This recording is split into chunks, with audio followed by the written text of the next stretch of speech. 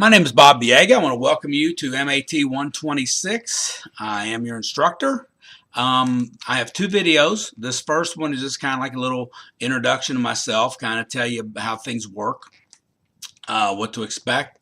And my next one will be the tour of the class itself. So I'll take you through, the links, the tabs, whatever you want to call them, and show you where you need to go. So it's really important that you take the time to, watch both of these. I mean, they're not more than 20 minutes combined. So, just pretend it's like your first day of class. This class here, the 126, is mainly for people in the programs of industrial maintenance, electricity, electronics,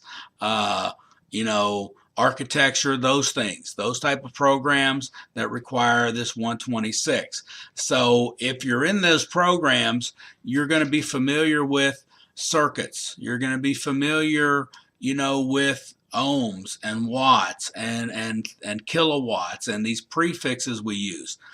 If you're taking this course as the prereq solely for college algebra, well, it's possible that you might get overwhelmed with the terminology. Not the math itself, but the terminology.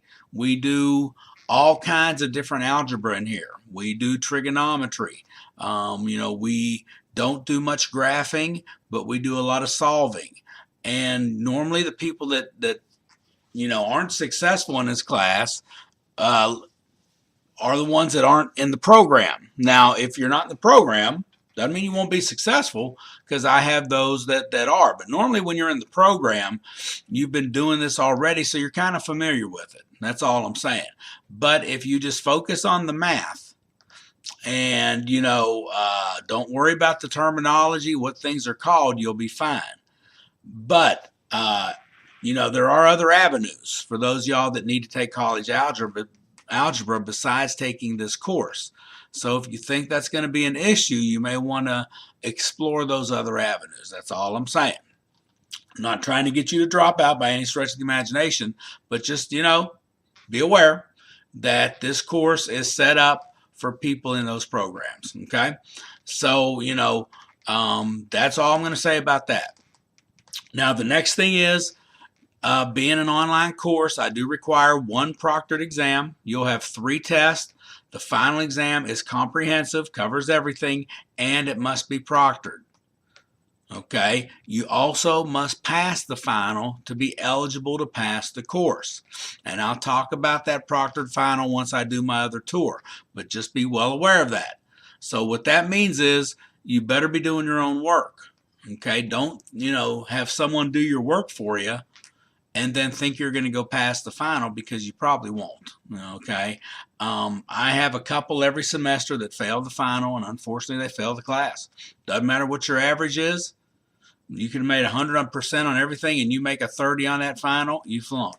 Okay. So it's very important that you do your own work.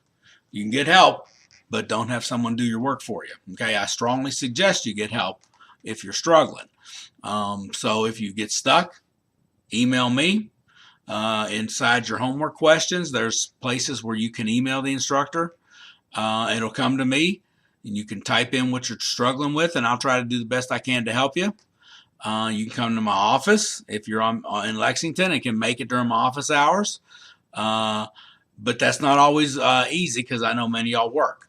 So, email me and I'll do the best I can to help you. Sometimes I'll create a little video and email it to you, or I'll do a document, scan it, and send it to you. I'll do what I can to help you. Okay. So that's that side of it. Make sure you pace yourself. Do not put stuff off till the last week. My due dates are like every 5 weeks. You'll have 8 homework assignments and a test. That doesn't mean you wait till the 5th week to do 8 homework assignments and a test. It's very tempting. Okay, a few of y'all might be able to get by doing that. Most of y'all will not.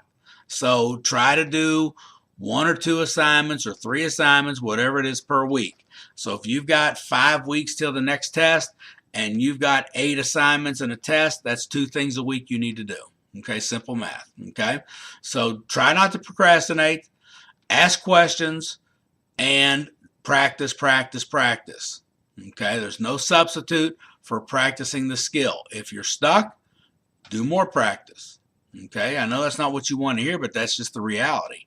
Okay, math doesn't just come to you. It comes from doing this. Okay, working those problems. All right, so make sure you do that. So that's about it. I think I've covered what I need to cover. I'm going to stop this video and I'm going to make the other one taking you through the tour. So please watch that. I think it'll save you a lot of time and trouble.